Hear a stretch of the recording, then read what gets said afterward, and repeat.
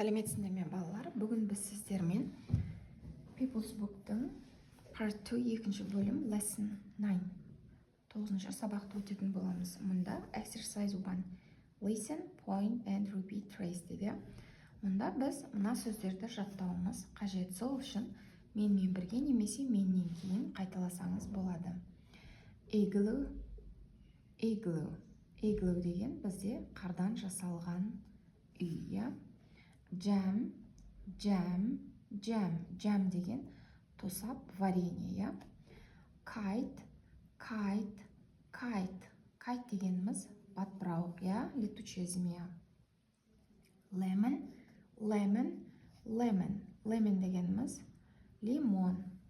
Milk, milk, milk. Milk сүт. Nest, nest, nest. Ұя, құстың ұясы. Orange, orange, orange.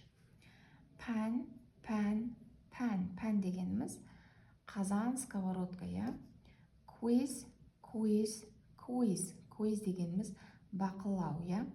Енді сөздер жаттап болсақ, мынау әріптерге назар аударайық. Мынау I деп дыбысталып тұр. Мына жерде, J, J деп дыбысталып тұр. K, K, kite.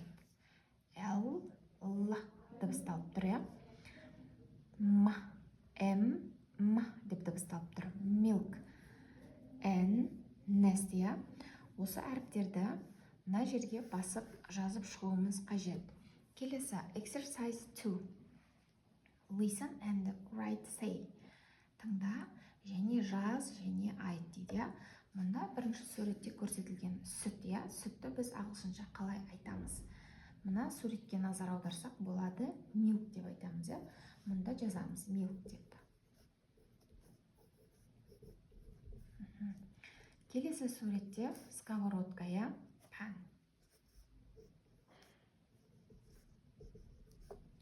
Үшінші суретте варенье, тосап, jam.